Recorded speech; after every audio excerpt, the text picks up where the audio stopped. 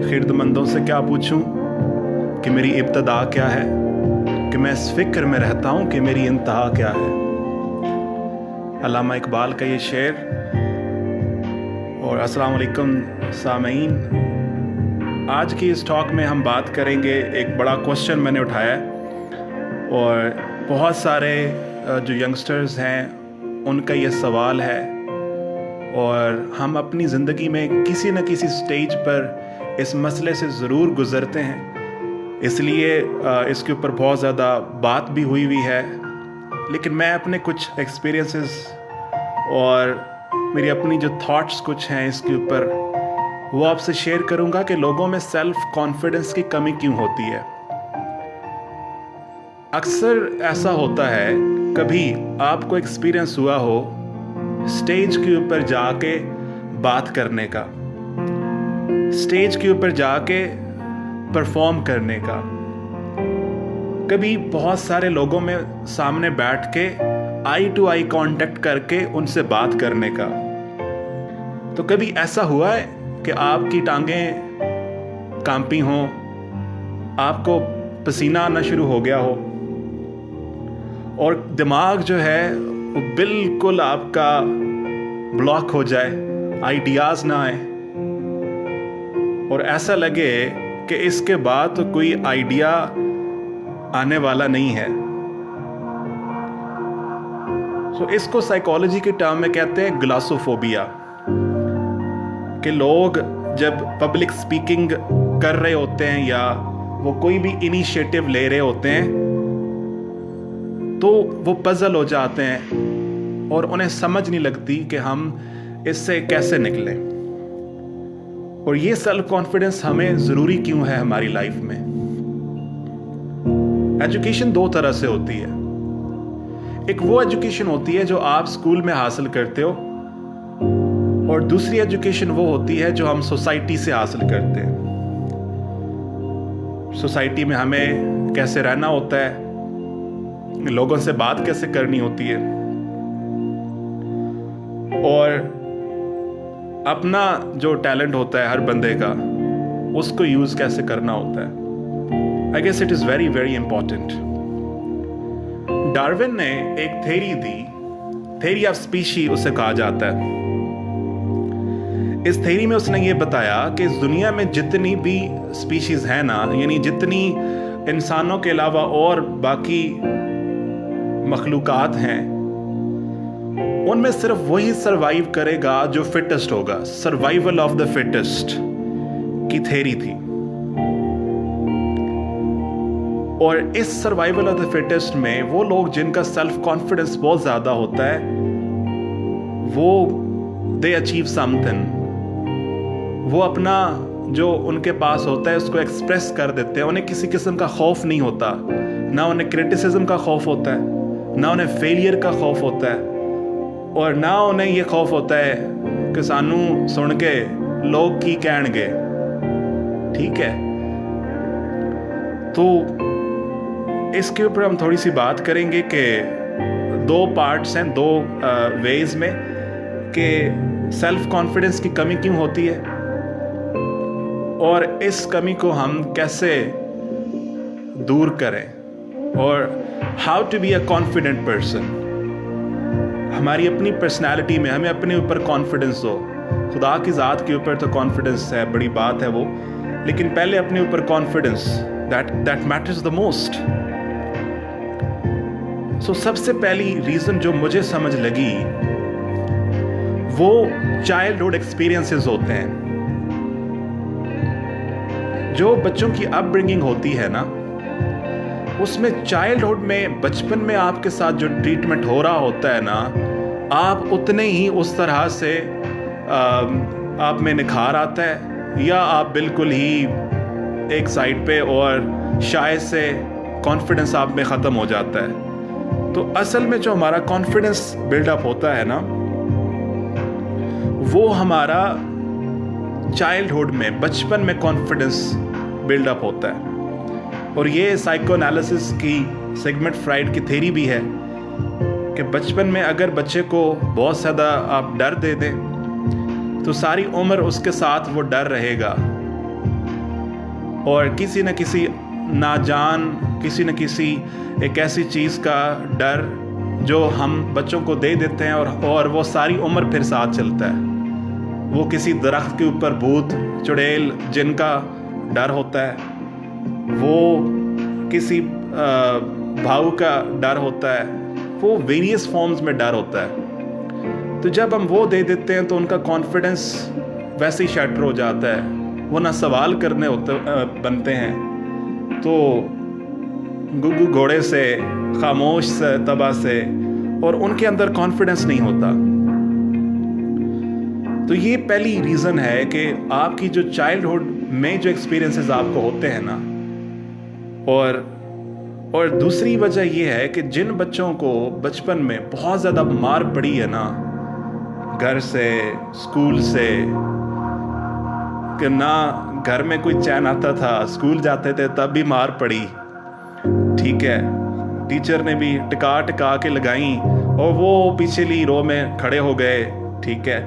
सो उसमें फिर क्या होता है, एक तो ये कि ना घर से सुकून आ रहा है और ना आपको स्टडी कुछ दे पा रही है। सो तो आप क्या करते हो, आपका कॉन्फिडेंस जो है वो अल्टीमेटली शटर हो जाता है। अब ये जो है ना, इस चीज़ को मैंने बड़ा ऑब्जर्व किया।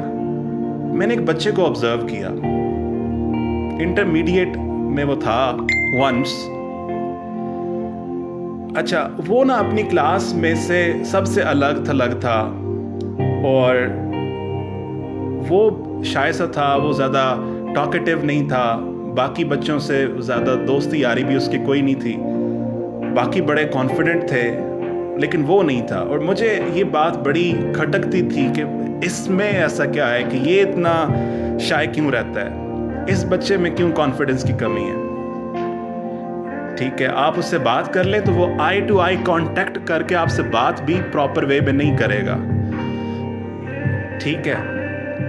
फिर एक बार क्या हुआ कि I met his father, got the opportunity, मैं उसके अब्बा जी से मिला। तो उन्होंने पता है मुझे क्या कहा, उन्होंने मुझे कहा कि साड़ी तरफों तो सुबह ही इसनों कुट लगती है तो तुसी इस नहीं मारते। These were his words कि भाई मैं तो जब भी इसको सुबह उठाता हूं ना तो पहला काम ये इस मार के साथ शुरू होता है, लेकिन आपकी तरफ से कोई मार जो है ना इसको वो नहीं लग रही। तो मसला इसमें मुझे सारी समझ लग गई। मुझे यही समझ लगी कि इस बच्चे के ऊपर इतना प्रेशर है कि ये अगर थोड़े से मार्क्स कम ले लेगा, 70% में चला जाएगा, ये बच्चा अगर 70-80% में चला जाएगा, उससे कम अगर ये आया तो ये फियर उसके अंदर इंस्टिल हो चुका है कि मेरी तो खैर नहीं है घर से। तो उस वजह से उसके अंदर कॉन्फिडेंस आया ही नहीं। That was one of the reasons because वो टॉर्चरस टाइम से गुजरता है, घर में उसके ऊपर टॉर्चर होता रहा है। तो जब ऐसे में जब घर वाले, अब ये नहीं है कि मैं उससे कोई डिसएग्री कर रहा हूं कि उसके जो वालिद था वो कोई उसका भला नहीं चाहता था, बट एक जो वे आउट होता है ना, आप जब अवेयर होते हो बच्चों की साइकोलॉजी से और कितना क्रिटिकल होता है ये सारा चाइल्डहुड का टाइम, तो फिर बड़ा ज़रूरी होता है कि हम कॉन्फिडेंस देते हैं, ठीक है। So one of the reasons जो है ना पाकिस्तानी सोसाइटी में, वो भी ऐसे ही है कि जनरेशन टू जनरेशन लोग एक ही तरह से चल रहे होते हैं। यानी एक मूवी में है ना कि राजा का बेटा ही राजा बनेगा। तो राजा का बेटा राजा क्यों बनता है कि उसके अंदर वो राजा वाली जो एबिलिटी होती है वो शुरू से बिल्डअप होना शुरू हो जाती है, उसको इनकलकेट कर दी जाती है कि भाई तूने ही लीडर बनना है, ठीक है। जरदारी बिलावल के अलावा और कोई नहीं सोचेगा किसी को, ठीक हो गया। So same is the case कि जो लोग फिर मिडिल क्लास से ताल्लुक़ रखते हैं, लोअर मिडिल क्लास से ताल्लुक़ रखते हैं, वो उनकी जो थॉट होती है वो फिर उसी लिहाज से वो थॉट भी ऐसी रहती है जो उन्होंने एक्सपीरियंस किया होता है। शायद वो अपनी ज़िंदगी में बहुत मुश्किल वक्त गुजार रहे होते हैं और वो उस इतने डेस्परेट होते हैं कि वो कुछ चाह रहे होते हैं उनसे और एक्सपेक्ट बहुत ज़्यादा कर रहे होते हैं उनसे। So that is number 1 reason के जो चाइल्डहुड एक्सपीरियंस है वो बहुत ज़्यादा है। दूसरा, सोसाइटी।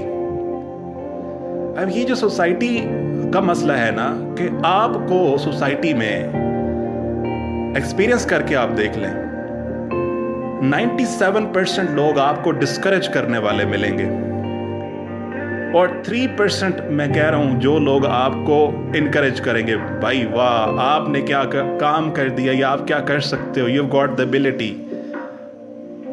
ठीक है, सो आपको लोग क्रिटिक्स मिलेंगे। एक दफ़ा एहसान साहब और मैं डिस्कस कर रहे थे ना क्रिटिसिज्म के ऊपर, तो एहसान साहब की बात मुझे बड़ी अच्छी लगी। वो कहते हैं कि मेरे एक दोस्त कहता है कि those who fail at literature become critics। ठीक है, सो ये जो क्रिटिसिज्म है ना सोसाइटी का, ये दूसरी चीज़ है जो उस बच्चे के अंदर सेल्फ कॉन्फिडेंस नहीं आने देती।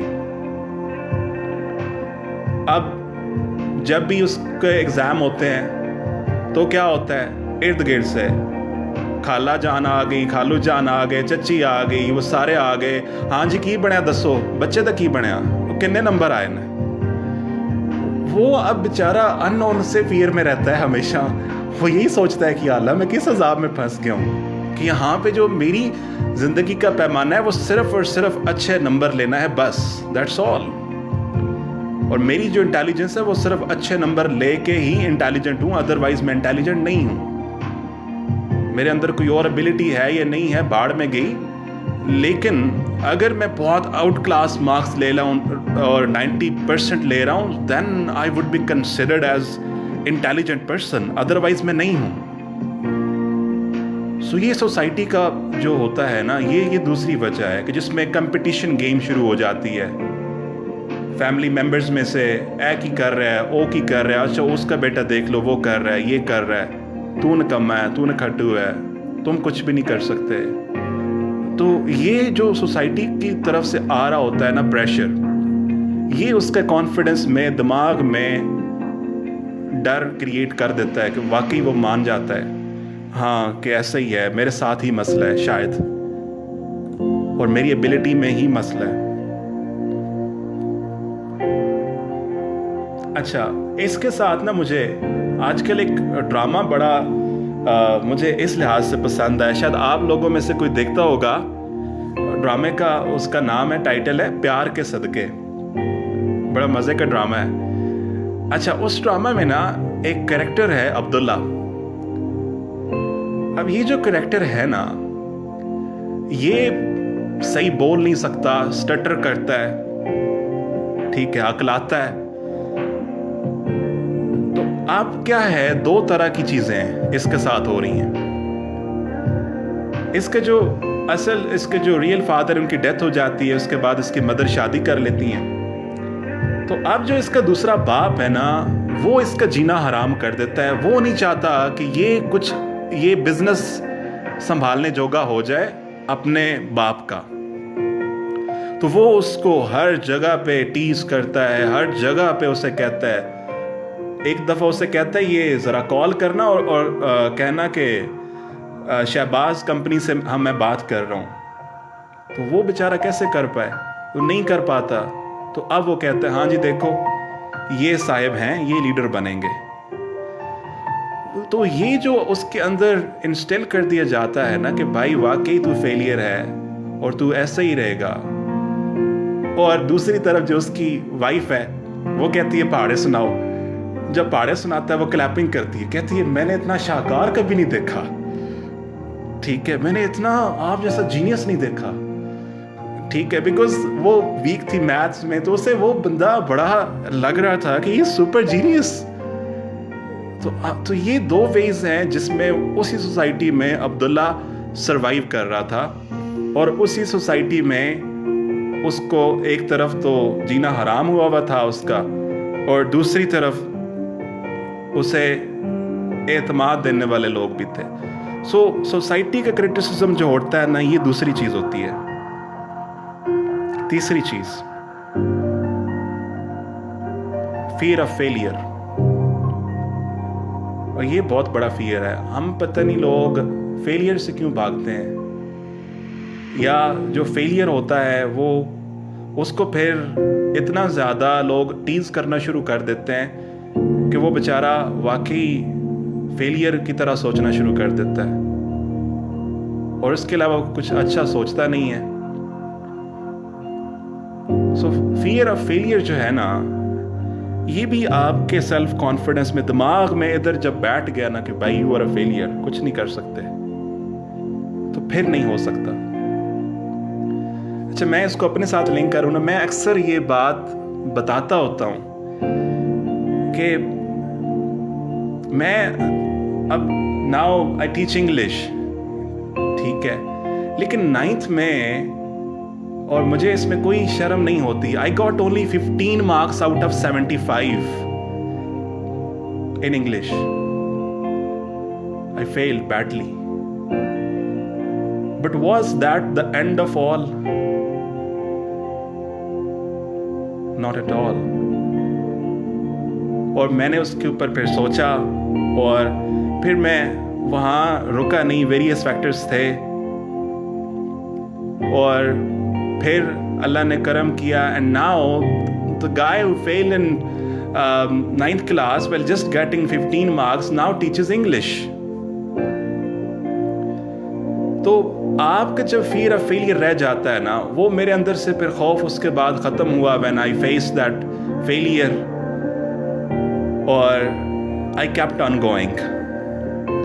तो ये जो फियर ऑफ फेलियर है, ये भी आपको अपने माइंड में आपको स्टक कर देता है कि भाई तेरा कोई चांस नहीं है, कुछ नहीं हो सकता आपके साथ, ठीक है। अगली चीज ये होती है कि आपके अंदर बर्डन ऑफ हाई स्कोरिंग का होता है, स्कोरिंग हाई मार्क्स का होता है, और दूसरा ये होता है कि आप वो कर रहे हैं जो आप करना नहीं चाहते, या आपसे वो करवाया जा रहा है जो आप करना नहीं चाहते। अब फिर again I would refer to Ehsan साहब। तो एक बार ऐसे ही ना एहसान साहब और मैं बैठे, तो मैं एहसान साहब को बताने लगा कि सर मैं ना मैथ्स में कुछ शुरू से कोई अच्छा नहीं था। तो कहते हैं हाँ, मैं उन्हें कहता कि अगर मैं मैथ्स में ही परसू करता ये मैट्रिक के बाद, या मैं अगर मैथ्स की तरफ सोचना लगता, तो I would have been nowhere. मैं शायद मास्टर्स भी ना कर सकता, या इस तरफ ना आ सकता टीचिंग वाली लाइन में, या मैं कुछ भी जो सोच रहा था वो नहीं कर सकता,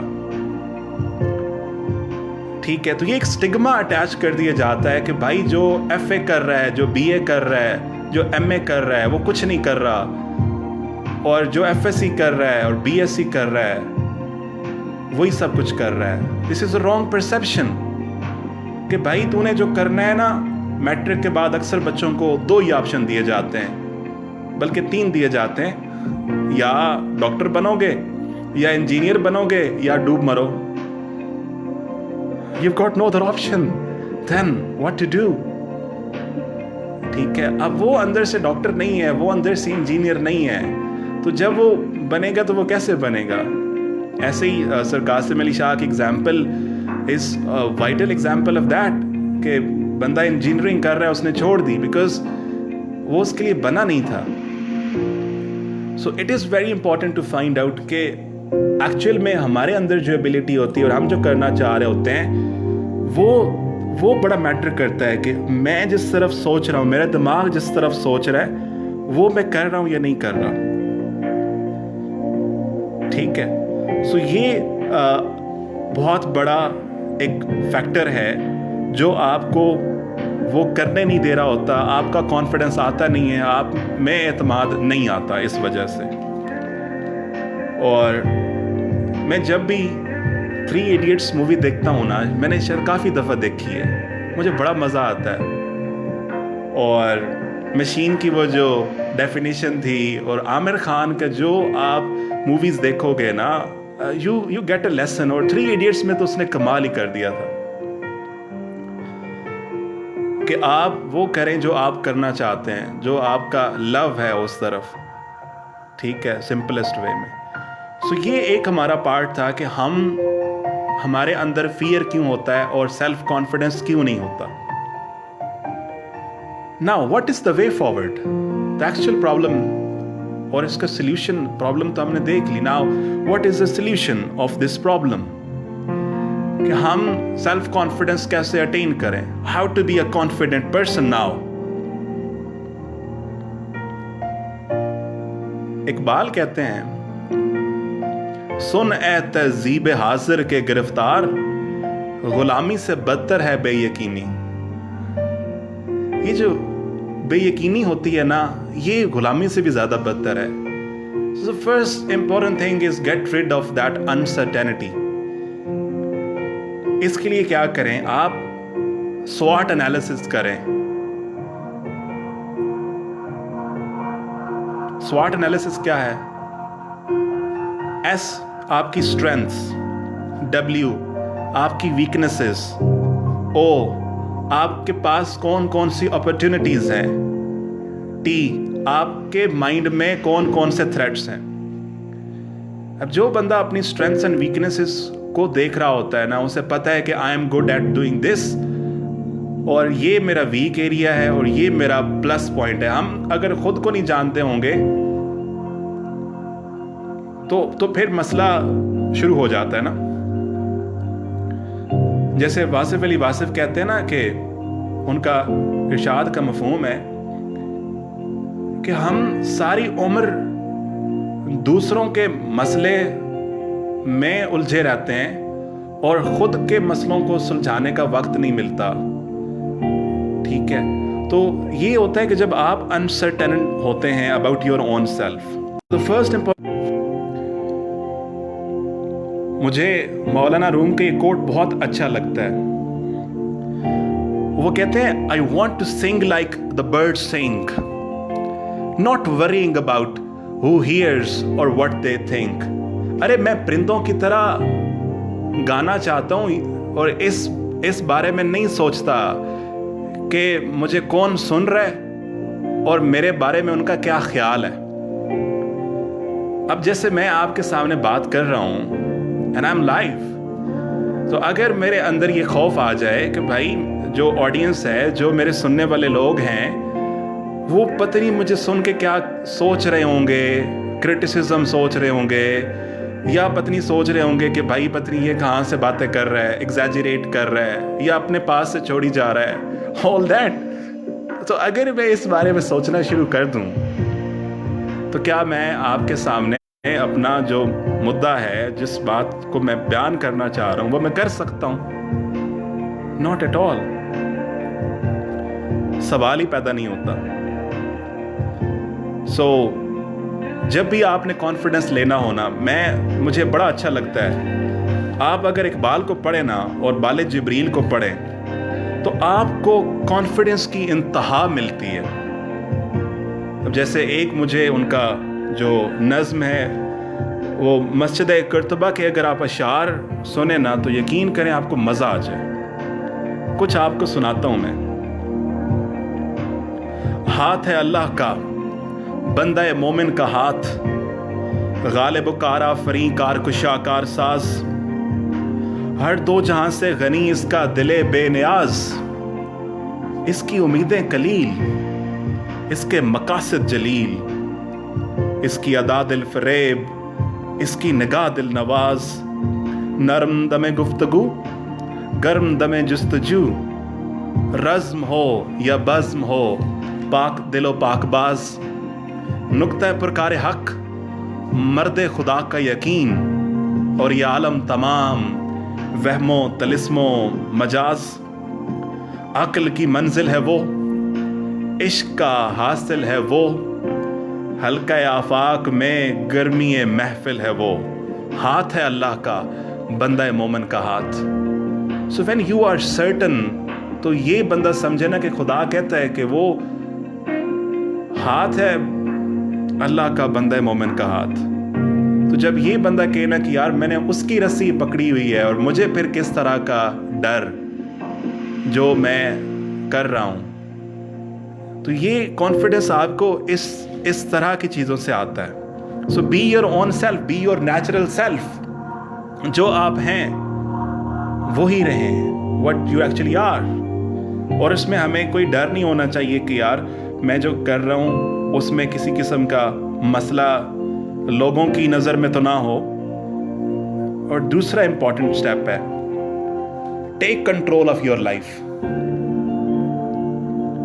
अब बाज़ औक़ात क्या होता है ना कि हमारा अपना लाइफ का रिमोट कंट्रोल ना हमारे अपने हाथ में नहीं होता, यानी हमें दूसरे लोग कंट्रोल कर रहे होते हैं। कैसे? अगर मुझे सुबह कोई कह देना कि आप बहुत अच्छे हैं, तो मेरा सारा दिन खुश गुजर जाए, और शाम में कोई कह देना आपसे बुरा इंसान कोई नहीं है, और मुझे सारी रात नींद ही ना आए। ठीक है, so now what is happening? हो ये रहा है कि मेरा अपना जो लाइफ का रिमोट कंट्रोल है वो मेरे अपने हाथ में नहीं है, वो किसी और इंसान के हाथ में है। वो जिससे मर्जी होगा मुझे ट्रिगर करेगा, वो जैसे मर्जी होगा मुझे वो चलाएगा, और मैं कोल्हू के बैल की तरह वैसे ही चलूंगा जैसे मुझे लोग चला रहे हैं। तो ये होता है जब आप अपनी लाइफ का कंट्रोल नहीं संभालते, तो फिर वो होता है जो दूसरों की प्रायोरिटीज आपके ऊपर डाल दी जाती हैं। और एक बड़ा क्वेश्चन भी है ना कि क्या हम जिंदगी को गुजार रहे हैं या जिंदगी हमें गुजार रही है? ठीक है, तो क्या हम अपनी मर्जी से अपनी लाइफ को चला रहे हैं या दूसरे लोग उनकी मर्जी से हमारी जिंदगी को चला रहे हैं? So this is what when you take control of your own self. Number 3, don't fear while committing mistakes. हम गलती करने से बड़ा भागते हैं, वो चाहे बोलने में हो, चाहे वो लिखने में हो, वो किसी चीज में भी हो। हम मिस्टेक नहीं करना चाहते, हम चाहते हैं फ्लॉलेस हो, हम चाहते हैं हर चीज सुपर एफिशिएंट परफेक्ट। परफेक्शन तो भाई खुदा की ज़ात में है, पैगंबरों में है, इंसानों में तो नहीं है। ठीक है, और मैं ये क्लेम नहीं कर रहा कि मैं आपसे कह रहा हूँ मैं एफिशिएंट हूँ, इसमें परफेक्ट हूँ, नॉट एट ऑल। ठीक है, सो जब आप गलती करने से नहीं घबराते ना, और अगर मैं ये आपसे बात कर रहा हूँ और इसमें मेरे से कोई गलती हो जाए, तो मैं अगर इसमें मैं डर में रहूं कि भाई क्या होगा, तो फिर तो मेरे अपने लिए मसला है ना। ठीक है, और चौथी चीज ये याद रखें कि खौफ तब तक ही होता है जब तक आप कोशिश नहीं करते, वो किसी किस्म का भी हो, वो बोलने का हो, वो लिखने का हो, वो एक्सप्रेस करने का हो कि होगा क्या, कॉन्सिक्वेंसेस क्या होंगे, अगर ऐसा हो गया तो क्या होगा, अगर वैसा हो गया तो क्या होगा। इनडिसाइसिवनेस, हैमलेट की तरह, टू बी और नॉट टू बी की बहस में हम पड़े रहें। सो आप you are one step away किसी भी चीज से, एक ही स्टेप हम दूर होते हैं किसी भी चीज से। अच्छा बोलने के लिए सिर्फ आप स्टेज के ऊपर आ जाएं, लोगों को सामना कर ले लोगों का, भले आप फर्स्ट टाइम फेल हो जाएं, लेकिन आप जब दूसरी दफा स्टेज के ऊपर जाएंगे ना, तो आपकी फिर वो टांगे नहीं कांपेंगी जो आपकी स्टार्ट में कांपी थी, जो पहली दफा कांपी थी। और मुझे अच्छी तरह से याद है जब मैंने फर्स्ट टाइम जिंदगी में माइक पकड़ा था ना, on that very day I lost confidence, I lost the words, I had no expression. मेरे पास अल्फाज नहीं आ रहे थे, ठंडे पसीने आना शुरू हो गए, टांगें कांपनी शुरू हो गई। I tried but I failed badly. So did that mean कि मैं छोड़ देता और मैं दूसरी दफा एफर्ट ही ना करता? मुझे अपनी पहली स्पीच भी बड़ी अच्छी तरह से याद है जो हमने की थी सरगोदा में। दैट वाज डिज़ास्ट्रस, ठीक है, और नहीं कर पाया था, समझ नहीं आ रही थी क्या करें। सो क्या मैं छोड़ देता?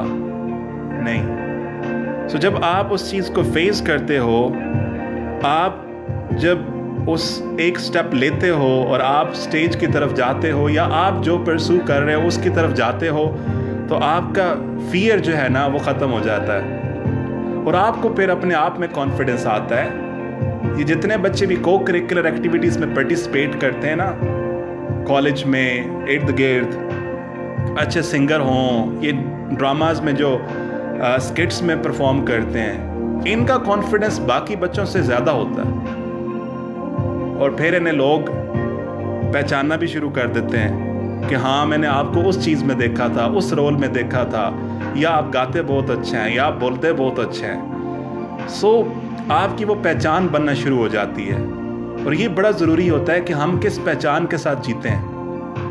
क्या हम जैसे आए थे वैसे ही चले जाएं? क्या हम कोई पहचान नहीं होगी हमारी? क्या किसी किस्म की कोई पहचान नहीं होगी?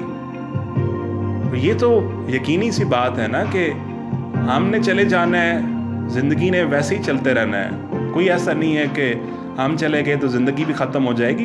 ये तो सफ़र चलता रहा, पहले भी और बाद में भी चलता रहेगा। बट हम किस पहचान के साथ जीना चाहते हैं, ये हमारे ऊपर मैटर करता है। और आखिरी चीज़ जो इसका वे फॉरवर्ड है वो यही है, love your own self before loving others. जब तक आप खुद से प्यार नहीं करते ना, आप दूसरों को प्यार दे ही नहीं सकते। ये पॉसिबल नहीं है कि मैं खुद से ना प्यार करता हूँ और फिर मैं सोचूं कि मैं दूसरों को प्यार दूं। मेरे अंदर नहीं होगा प्यार तो मैं नहीं दे सकता। सो मैं अगर अपनी वैल्यू खुद नहीं अपने आप को दूंगा तो ज़माना तो कभी भी मर्सी नहीं शो करता। ज़माना कभी भी इंसान के ऊपर मर्सी नहीं शो करता। इट्स अप टू मी कि मैं अपने आप को क्या वैल्यू दे रहा हूँ। That matters the most. I hope so आज की डिस्कशन आपके लिए हेल्पफुल रही होगी और कुछ ना कुछ पॉइंट्स किसी न किसी इंसान की ज़िंदगी को टच ज़रूर कर गए होंगे। और यही मकसद भी था कि किसी न किसी आस्पेक्ट में जब ये टाइम ऑफ क्राइसिस है उसमें हम कुछ वैल्यू ऐड कर रहे हों और एक सिमत हम ले रहे हों अपनी लाइफ में टू गो फॉरवर्ड। क्योंकि ये पेंडेमिक का टाइम ख़त्म हो जाना है और जिन लोगों के पास टाइम था उन्होंने बर्बाद कर दिया, उनका भी गुजर जाएगा। जिनके पास टाइम था 24 घंटे, उन्होंने उसको यूटिलाइज कर दिया, टाइम उनका भी गुजर जाएगा। बट ये डिफरेंस बाद में क्रिएट हो जाएगा कि उन्होंने उससे क्या सीखा और जिन्होंने नहीं सीखा वो वैसे ही सोते रह गए। सो आखिर में एक ही बात, और इस कोटेशन से हम अपनी आज की डिस्कशन को ख़त्म करते हैं। Be not afraid of growing slowly, be afraid of standing still. आहिस्ता आहिस्ता चूंटी के बल आगे बढ़ने से ना घबराएं, लेकिन जब आप रुक गए मतलब फिर आपको डरना चाहिए। तो रुकना नहीं है, चलते रहना है ग्रेजुअली।